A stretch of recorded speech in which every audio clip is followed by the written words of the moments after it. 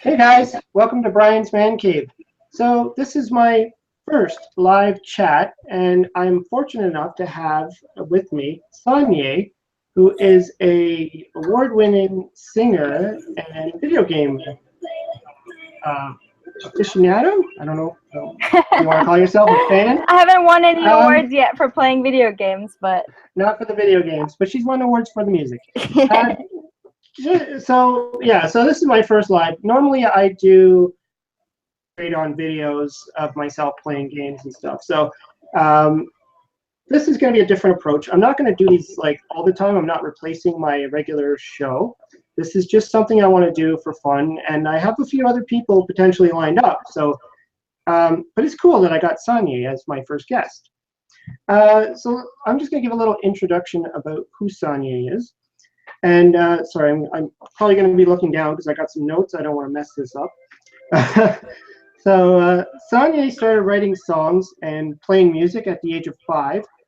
Her debut album, When I Don't Sleep, made its rounds nationally and internationally with much success. She won the grand prize in a prestigious John Lennon songwriting contest. Went on to 30-city U.S. tour and headlined the sold-out show with the multi-platinum singer-songwriter Lisa Loeb, which is cool. I totally remember her. I remember those videos and her songs.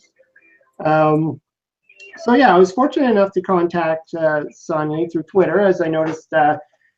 One of the first things I actually noticed was her photos of her in her video game dresses, her Donkey Kong dress right now, which is cool. I'm wearing it right now. Yeah, that's like because Donkey Kong is my favorite game. Anybody that watches my channel probably knows that by now. So you know, I was just like, wow, where the heck did she get that dress? And then I saw a few other posts, and she was wearing a Nintendo themed dress. So you know, I was just like, awesome.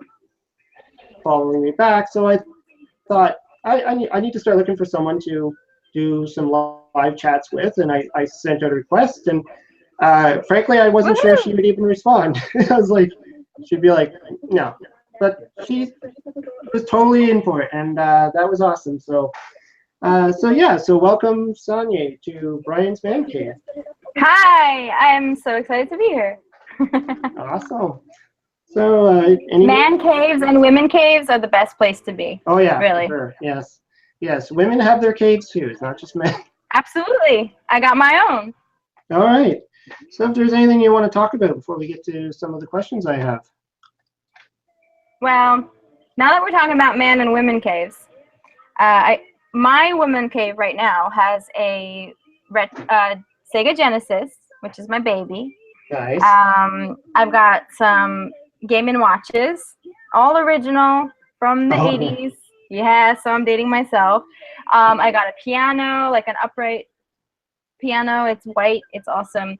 I've got guitars, and let's see, got some foreign DVDs, foreign movies, and a ton of Sega Genesis games, of course, like just a pile of them. But yeah, when I win the lottery, I'm going to expand that woman cave. We all say that. I would definitely get an arcade game, like a stand-up, absolutely. Official. Would you go with like a 1980s one or one of the new modern ones? Or? I would get Pole Position. Yes, I love that game so much. Damn it, and none of the barcades carry it. And I actually asked a barcade one time, I was like, when are you going to get Pole Position? And they were like, oh, we'll never get it because for some reason that game sucks up too much power or something. Well, yeah, there was like two versions of it too. There was like a one where you actually sat inside the unit and you had the steering wheel. And then there was a stand-up version, which was a little more complicated. You had to stand up and control the pedal and all that. The other one, you're sitting down like you're driving. So. Yeah. Actually, if you ever watch the, I don't know if you like Judas Priest or any of those heavy metal bands, but if you watch the Judas Priest, what was it called? There's one of them. They actually have that in the video where the kid sits down in the unit and he's playing it. Oh, I gotta look that up. I wish I remember which one it was. I remember seeing it. I was like, oh my god, Pole Position. That's cool. Well, we all got to petition Barcade or something, and just get maybe I'll start a petition and just be like, pole position, please. I think the song is called Freewheel Burning. That kind of makes sense.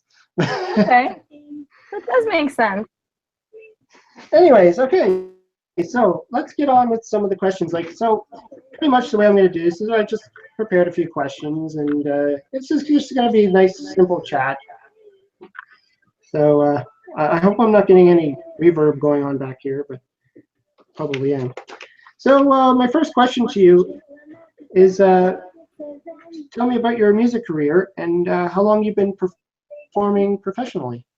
Well, I'm an MTV generation kid, so I just watched MTV and Saturday morning cartoons back in the day when cartoons were on Saturday mornings, and I played Game & Watches, I played Atari, I played Commodore 64 because my cousin had it and we lived together, so that's where it started it all. And I had a little Casio keyboard, so that's what got me started on songwriting. So, you know, total 80s kid here. Yeah, the true retro gamer, the real retro gamer. The real. I'm kind of like still stuck there. If you put like a Wii in front of me, I would not know how to play it. Yeah, I'm the same way. I bought the Wii, and I only did the bowling game, I think. And you know, most of the time when I have these new modern systems, I end up playing the old games on them, like Atari games. Yeah. Kind of funny. Yeah. So like nostalgia. So your career though, how like as far as getting into like doing music professionally, when did that happen? Oh gosh. Well, I mean, you know, like last week. I'm just kidding. I got into it maybe I would say 10 years ago. It goes by really quick. 10 years ago is when my first album came out, When I Don't Sleep. And then just last year, Let's Play came out. Let's Play. Woo. There's actually two versions. This is the clean version. The clean version. This is the dirty version. It's got explicit lyrics. Oh, okay. So this is for grown-ups, and this is for, you know, radio and for kids. But nice. So yeah, I mean, I have 2 albums under my belt, and I've been always songwriting since I was 5. So I love songs and creating and pop music, and it's mostly this is all pop, pretty much pop music. Not so much on the jazz line or anything like that, just more of the pop. Yeah, I mean, it's got some jazz influences because that's my background. I studied it, and so there'll always be a little something in there. So it's not like Britney Spears pop, you know, it's a little jazzier than that. Yeah. If that makes any sense. Yeah. Yeah. So what were your musical inspirations? Like, what did you listen to as a kid, and what even today? What do you listen to today that kind of inspires Well, I mean, as a kid, whatever was on MTV, basically, I was like, oh, and like that was, you know, Michael Jackson and Madonna and Axl Rose and Bruce Springsteen and Cyndi Lauper. Some of the the mainstream pop people, yeah. Yeah, and rock too, some rock music, and I didn't get into jazz until college. A little more sophisticated music. Yeah, that makes sense. I mean, that style of music is usually appreciated when you're older than, you know, when you're kids. You typically just listen to whatever's on, whatever MTV is going to throw at you, right? Right. And I had a friend in the summertime. I would go to Turkey, and my closest friend there, when we were teenagers, he would blast like Iron Maiden, the Fear of the Dark album specifically. Yes, you know, lots of Metallica, lots of Iron Maiden. Yeah. What else was it? Sisters of something. Yeah, I think I know what you mean. So there was Halloween as well. Did you remember that group? Yes, I do. I don't think I've listened to any of their music, but I remember their covers. I remember seeing them in the stores. Yeah, so my listening spectrum is very wide, very, very wide. And just 2 weeks ago, I went to the opera at Lincoln Center. So, you know, and then last week I went to Tony Bennett. Tony So Bennett, yeah. yeah, so it's like opera, Tony Bennett, Iron Maiden, Michael Jackson. It's just like I love music, you know. So Yeah, the I've been the same genre. way.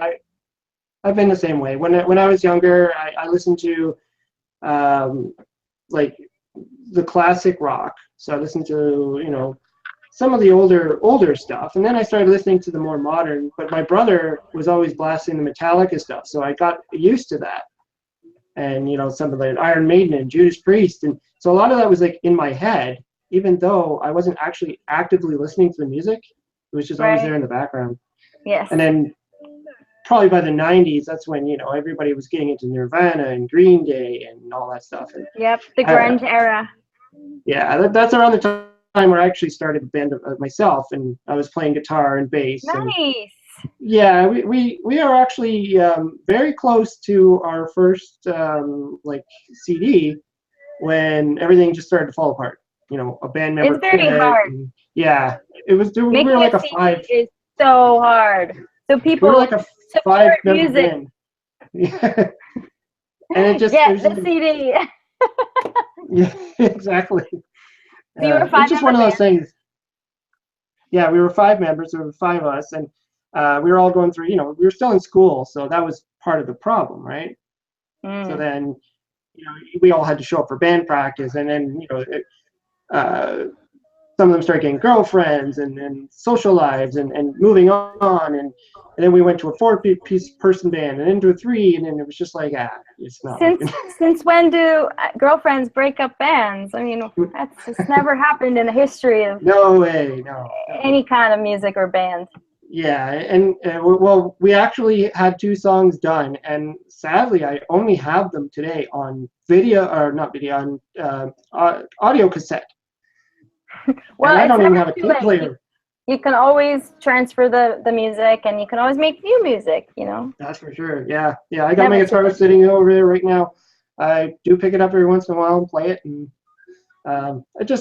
it's just for fun. And in this case now, I don't think I'll be writing many songs in the future. Just not. I want to write music for video games. I think that would be super fun. I've seen all these posts about the Sonic Mania music, which I haven't heard yet, but I saw the cover, like I saw the vinyl, and I'm like, I gotta get that because Sonic is my favorite. I gotta Sonic's say. your favorite, eh? So Yeah, he's you're my more of a favorite. Sega than a Nintendo. Right? Well, that's only because that's what I was exposed to the Yeah, most. yeah. You know, That's a it's not like if I could choose, I would have chosen both consoles. mm.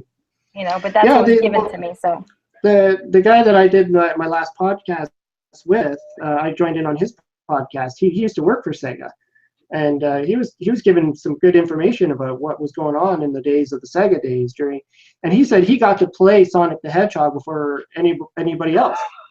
He was one of the wow. testers. I was like, that's Oh awesome. wow. Yeah, That's pretty cool. I was more of a Nintendo guy, I guess. You know, I was made in the Nintendo days, so.